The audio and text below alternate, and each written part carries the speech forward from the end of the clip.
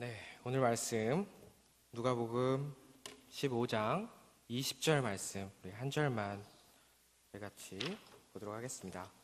누가복음 15장 20절 페이지 수로는 121페이지 되겠습니다. 누가복음 15장 20절 말씀입니다. 우리 같이 한 목소리로 읽도록 하겠습니다.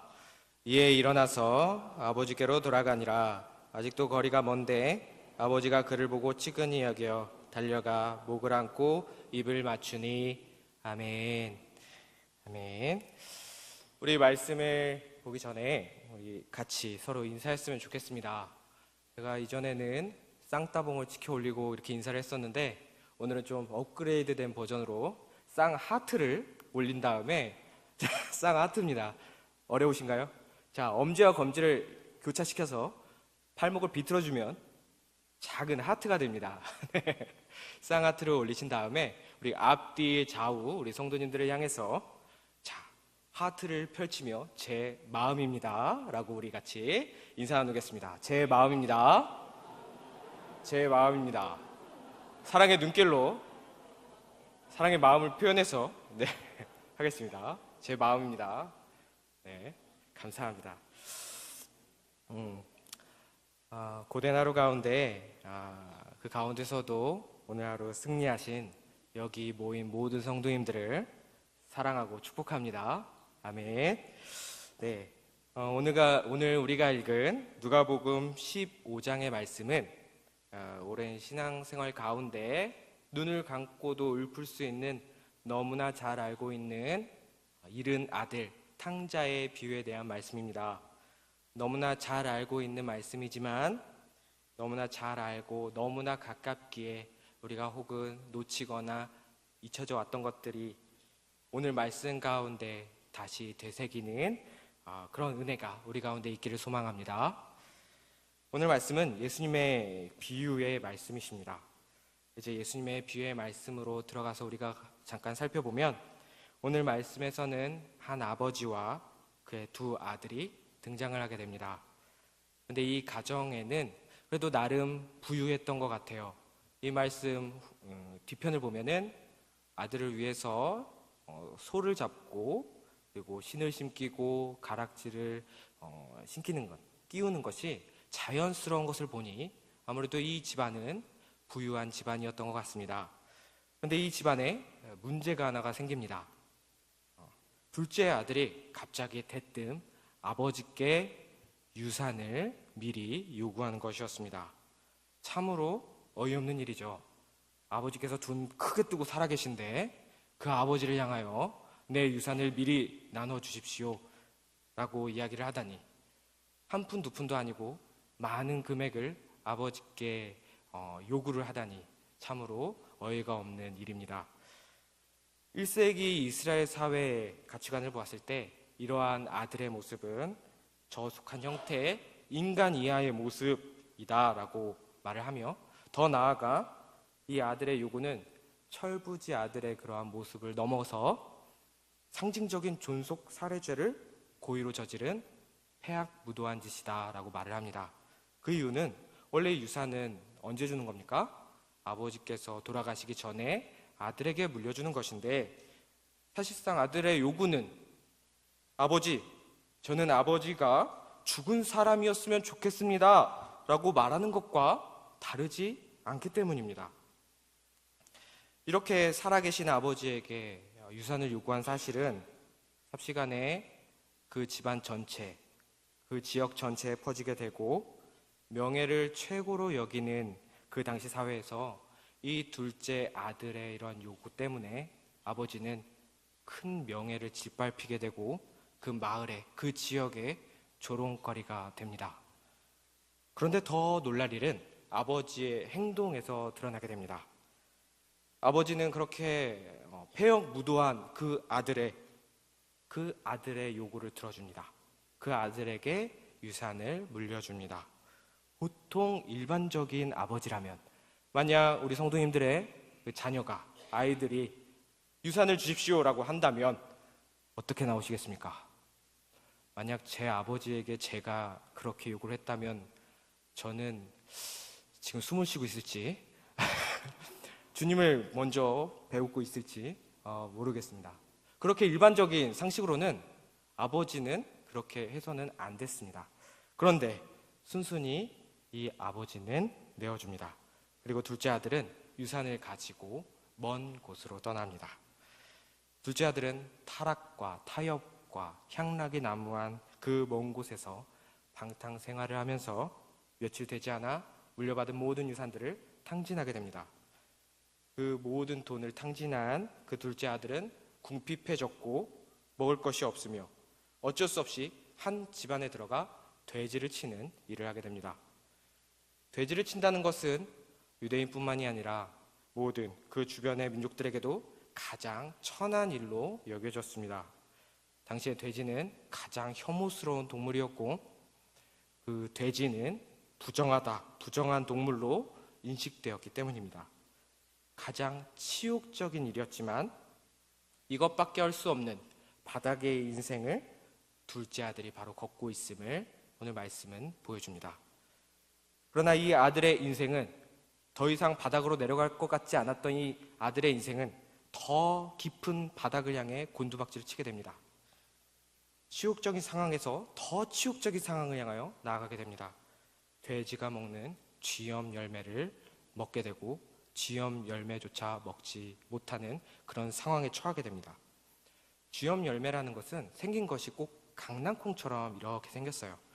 근데 이 쥐염 열매는 당시에 가난과 궁핍으로 먹을 것이 없는 가난한 자들에게 정말 최후의 식량으로, 정말 먹을 것이 없을 때 먹을 수밖에 없는 그런 최후의 식량이었습니다. 그래서 쥐염 열매를 먹을 수밖에 없는 그런 상황은 가장 혹독한 고난과 시련에 처해져 있다는 것을 의미합니다. 혹독한 고난과 저 밑에 그 최악의 상황을 경험한 이 둘째 아들은 그제서야 정신을 차리게 됩니다. 아버지와 함께 있다면 내가 이러한 고통을 당하지 않았을 텐데 하면서 후회하게 되고, 그래, 차라리 아버지와 함께 있는 것이, 아버지의 품꾼으로 있는 것이 더 낫겠다, 아버지께 돌아가자 하면서 이제 아버지께 돌아가게 됩니다. 아버지께 돌아간 아들은 아버지께 무릎을 꿇고, 아버지, 당신의 품꾼이 되겠습니다. 당신의 종이 되겠습니다. 종으로 삼아주십시오. 애걸복걸 하게 됩니다. 그러나 용서를 비는 아들을 향해 우리가 알다시피 아버지는 아들을 껴안으며 좋은 옷과 신발과 가락지를 끼우고 아들의 신분을 다시 회복시킵니다. 그 아들을 위해 잔치를 베풀고 기뻐하며 이 탕자의 이야기에 막을 내리게 됩니다. 여기가 우리가 잘 알고 있는 탕자의 비유의 전말입니다. 대부분 탕자의 이야기는 이렇게 집을 나갔다 돌아온 둘째 아들에게 그 관심을 집중하게 됩니다. 그런데 우리가 이 말씀에서 기억해야 할, 놓치고 있는 한 가지가 있는데, 탕자의 비유에서는 탕자가 한 명이 아니라는 사실입니다. 탕자의 비유가 시작될 때 첫 절에 누가복음 15장 11절에서는 이렇게 말씀합니다. 또 이르시되 어떤 사람에게는 두 아들이 있는데, 이 말씀에서 등장하는 아들은 둘째 말고도 첫째 아들이 있다는 사실은 우리가 기억해야 할 것입니다.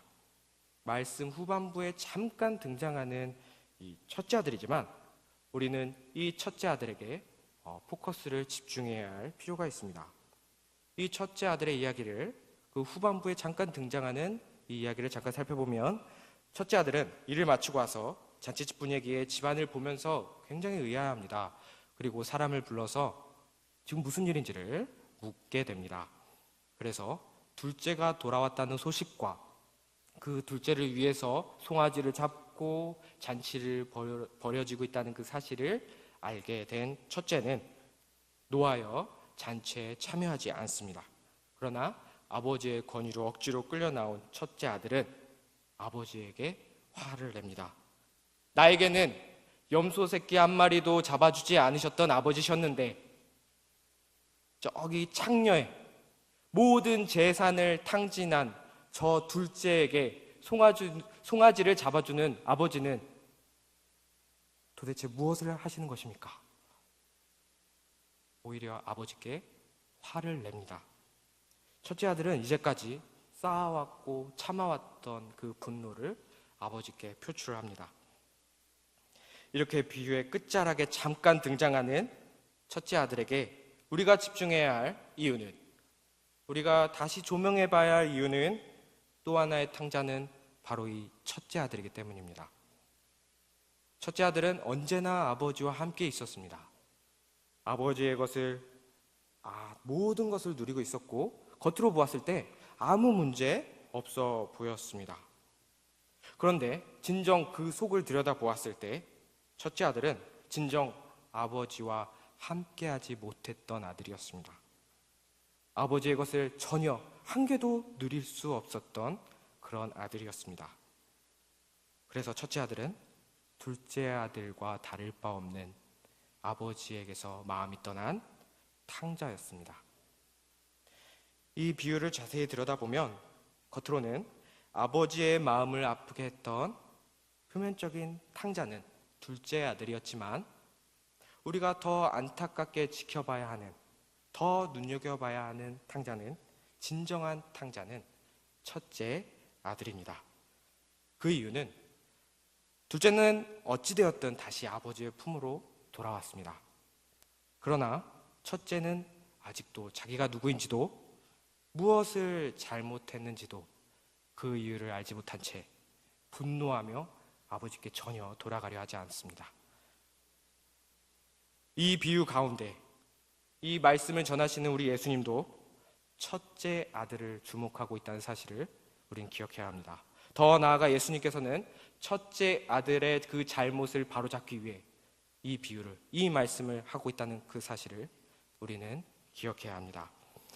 그렇다면 예수님께서 탕자의 비유를 통해서 가르쳐주고 깨우쳐주고 싶었던 그 첫째 아들은 과연 누구였을까요?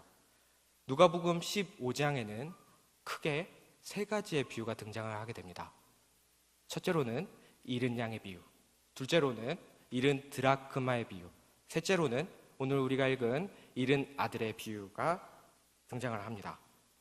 근데 이 비유들의 시작 전에 누가복음 15장 1절에서 3절에서는 이렇게 말씀하십니다. 제가 읽도록 하겠습니다. 모든 세리와 죄인들이 말씀을 들으러 가까이 나아오니 바리새인과 서기관들이 수군거려 이르되 이 사람이 죄인을 영접하고 음식을 같이 먹는다 하더라. 예수께서 그들에게 이 비유로 이르시되, 그 당시에 인간의 취급을 받지 못했던 세리와 죄인들, 그들이 예수님 앞에 나왔을 때 당대의 권위 있고 하나님을 정말 잘 안다고 했던, 말씀에 있어서 해박하다고 했던, 하나님을 누구보다도 사랑한다고 했던 그 바리새인과 서기관들이 세리와 죄인들을 향하여 비난을 하며 예수님과의 식탁 교제가 부정하다고 비판을 하고 있었던 것입니다. 비판을 듣고 계시던 우리 예수님께서 그 바리새인과 서기관들을 향하여 누가복음 15장의 비유들을 통하여 말씀하셨던 것입니다. 그렇습니다. 예수님께서 올바른 그리스도인의 삶을 보여주고자 했던 그 진정한 탕자, 즉 첫째 아들은 뒤에서 수군거리고 있던 바리새인과 서기관들이었습니다. 내 아들이 돌아옴을 보고도 수군거리며 방해하며 비난을 했던 그 바리새인들이 바로 첫째 아들이었습니다. 아버지에 대해서 다 안다고 하면서도 결국은 하나도 아는 것이 없는 그 서기관들이 바로 첫째 아들이었습니다. 아버지와 늘 함께 있었지만 아버지의 것을 누리지 못하고 아버지의 사랑을 느끼지 못했던 그 바리새인과 서기관들이 바로 첫째 아들이었습니다. 아버지의 기다림은 둘째 아들, 즉 세리와 죄인들뿐만 아니라 마음이 떠나 있던 첫째 아들, 즉 바리새인과 서기관들을 늘 기다리고 향하여 있었습니다. 그러나 이 첫째 아들은 아버지는 늘 둘째만을 바라보고 있구나 라며 착각하며 아버지 앞에 분노를 하고 있습니다. 그렇다면 장차 이 집안을 이끌어갈 그 첫째 아들이 이 집안에서 정말로 진실로 해야 했던 그러한 일들은 무엇이었을까요? 첫째로는 첫째 아들의 그 분노는 둘째 아들을 맞이하는 그 아버지를 향하여 있는 것이 아니라 첫째 아들은 둘째 동생이 집을 나가려고 했을 때 그 동생을 붙잡으며 그 동생을 향하여 분노하며 나가지 못하게 막았어야 했던 것입니다. 그것이 첫째 장남의 역할이었습니다. 그런데 첫째는 방관했습니다. 아무것도 하지 않았습니다. 오히려 자신의 유산을 받기에만 급급했습니다. 오늘 말씀을 보면 둘째 동생뿐만 아니라 이 첫째에게도 각각 그 유산이 나뉘어졌다고 말씀합니다. 다음으로 우리 첫째가 진정으로 해야 할 일은 그 동생을 찾아 나섰어야 했습니다. 아버지 옆에서 끝까지 기다리며 동생을 기다려야 했습니다. 둘째 동생의 부재를 심각하게 느끼며 마을 곳곳을 뒤지며 둘째 동생이 어디 있는지를 찾아야만 했습니다. 그리고 동생이 오기만을 그 문 앞에서 기다려야 했습니다.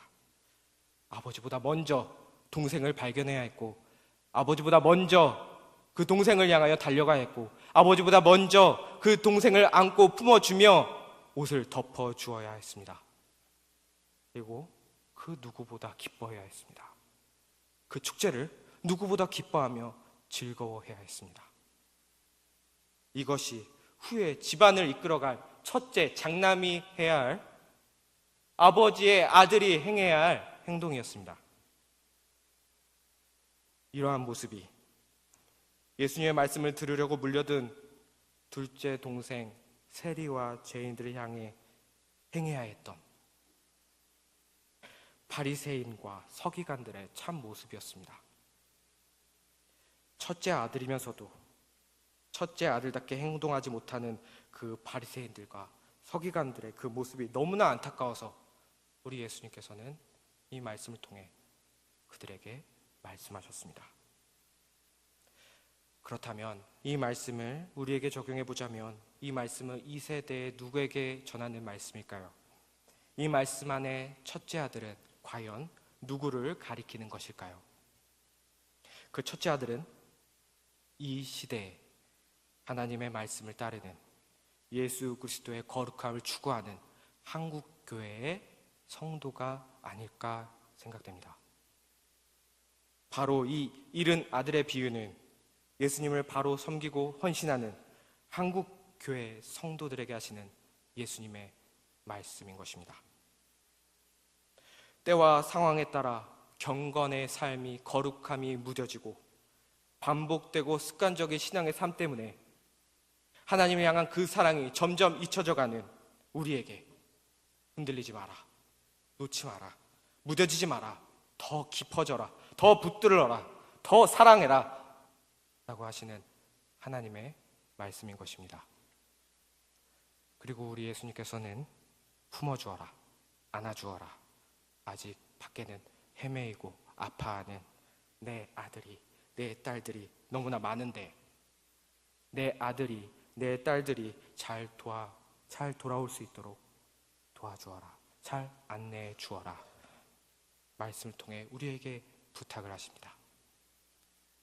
그렇다면 우리 한국교회의 거룩한 성도들은 우리는 무엇을 해야 할까요? 그 방법, 그 길은 오늘 아버지, 탕자의 아버지의 모습을 통해 우리가 함께 볼 수가 있습니다.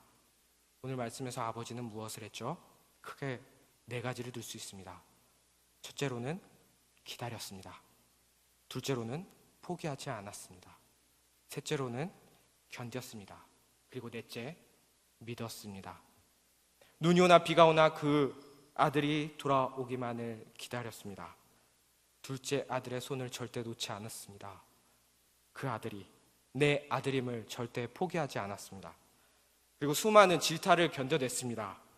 그런 악한 아들을 두었냐며 손가락질할 주위에서 조롱했을 그 당시에 아버지는 견디고 견뎠습니다. 끝까지 견뎌냈습니다.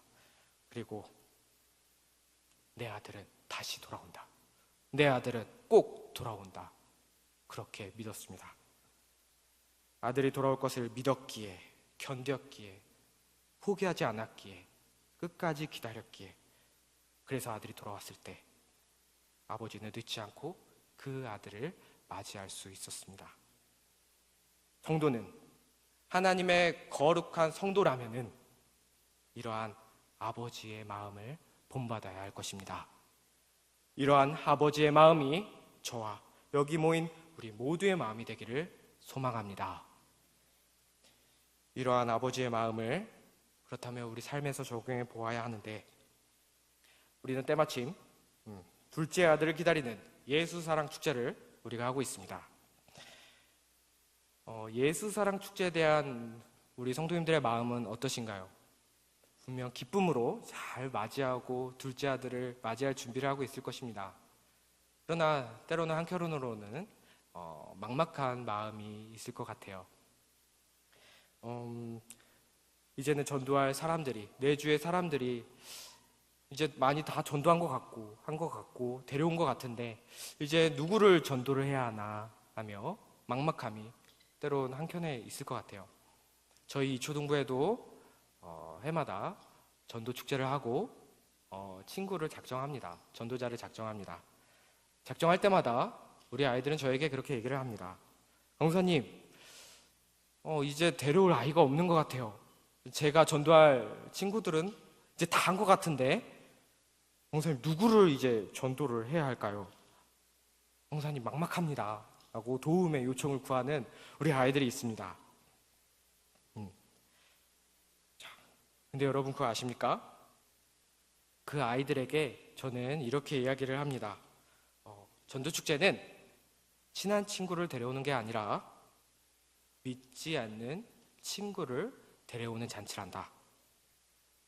아직 이 한국 땅에는 5분의 4라는 그렇게 많은 사람들이 예수님을 믿지 않습니다. 즉, 주위에 눈만 돌리면 예수님을 믿지 않는 사람들을 찾을 수가 있습니다. 그래서 우리는 작정할 사람이 없으면 만들면 됩니다. 쉽죠? 이렇게 얘기하면 말이 쉽지라고 저에게 이렇게 얘기를 할 것입니다. 그렇습니다. 저도 그렇게 작정한다는 것이 쉽지가 않습니다. 때론 막막합니다. 제 주위에는 다 사역자들입니다. 다 목사님, 전도사님, 다 교회 다니는 친구들 뿐입니다. 그런데 찾아보고 생각해보면 제 주위에 전도할 수 있는, 불러드릴 수 있는 사람들이 많다는 것을 우리는 알 수가 있습니다. 이름도 모르고 성도 모르는 분들이지만 우리는 매일 삶에서 자주 마주치는 사람들이 있습니다. 예를 들어서 출근길에 마주치는, 엘리베이터에서 마주치는 이웃들이나 종종 자주 마주치죠. 또 다른 슈퍼마켓의 우리 아저씨, 그리고 내가 자주 가는 미용실의 원장님, 내가 자주 가는 편의점의 알바생, 그리고 내가 자주 왔다 갔다 하는 톨게이트의 톨게이트 아주머니, 그리고 야채가게 아저씨 등등 우리가 정말 삶에서 마주치는 많은 사람들이 우리 주위에 있습니다. 이렇게 만나는 사람들에게 우리는 그 자리에서 앉혀서 20, 30분 동안 이렇게 복음을 전할 수는 없지만 스치듯 마주칠 때 우리는 이렇게 이야기는 할 수 있습니다. 예수님 믿으세요? 예수님 믿으시나요? 제가 기도하겠습니다. 예수님 믿으세요? 우리가 이렇게 한마디 한마디를 해보면 어떨까요? 작은 한마디이지만 이것이 매일이 되면 2마디가 되고 3마디가 되고 4마디가 되며 100마디가 됩니다. 그리고 그 한마디가 언젠가는 그 사람의 마음을 울릴 수도 있습니다. 잘 알지 못하는 사람에게 이런 말을 한다는 것은 쉽지 않습니다. 압니다. 저도 너무나 힘듭니다. 그런데 이렇게라도 작은 외침이라도 우리는 해야 하지 않을까요? 예수님이 원하시는 그 첫째 아들이 바로 우리라면 우리는 몸부림을 쳐서 그 둘째 동생을 데려와야 하지 않을까요? 내 둘째가 밖에서 돼지를 치며 쥐염 열매를 먹으며 아파하며 허우적대고 있는데 나는 작은 것 하나라도 뭔가라도 해봐야 되지 않을까요? 힘들지만 어렵지만 입이 떨어지지 않지만 뭔가를 나의 둘째를 위해서 시작해보는 저와 여기 모인 성도님들이 되었으면 좋겠습니다. 그래서 우리의 작정서 안에, 우리의 전도자의 작정서 안에 작정하는 전도자 사람들이 넘쳐났으면 좋겠습니다. 우리 정육점 아저씨, 엘리베이터에서 만나는 꼬마 아이, 미용실 원장님, 이름 성도 모르지만 내가 전도하는 그 사람들의 그 작정하는 사람들이 넘쳐났으면 좋겠습니다. 제 말씀을 정리하려고 합니다. 신발은 종이 아닌 오직 주인과 그 아들만이 신을 신을 수가 있었습니다. 제일 좋은 옷은 높은 명예에 있는 자들만 입을 수가 있었습니다. 반지는 일반적인 반지가 아닌 인장 반지, 즉 모든 법적 권위와 권한을 위임받은 자만이 낄 수 있는 그런 반지였습니다. 우리 하나님께서는 우리에게 제일 좋은 옷을 입혀주셨고 제일 좋은 신발을 신겨주셨으며 제일 좋은 그 인장 반지를 우리에게 끼워주시며 살찐 송아지를 잡아주셨습니다. 그리고 시편 2편 7장 7절에서는 이렇게 말씀합니다. 너는 내 아들이라. 오늘날 내가 너를 낳았도다. 너는 내 딸이라. 오늘날 내가 너를 낳았도다. 나를 아들, 딸 삼아주시며 자유를 허락하셨고 우리의 명예를 회복해 주셨으며 하나님 아버지의 모든 법적 권위와 권한을 우리에게 위임해 주셨습니다. 우리 아버지 하나님께서도 우리에게 이렇게 해주셨는데 우리도 그 마음 이제 이어받아야 하지 않을까요? 아버지는 왜 저에게 안 주십니까? 왜 저를 위해 살찐 송아지를 잡아주지 않습니까? 저를 위해 마련해 준 것이 도대체 무엇입니까? 라면서 이제 분노하는 것이 아니라 아버지 앞에 무릎을 꿇고 아버지의 마음을 알지 못함을 용서하여 주시옵소서. 아버지가 나의 아버지 되어주심에 너무나 감사합니다.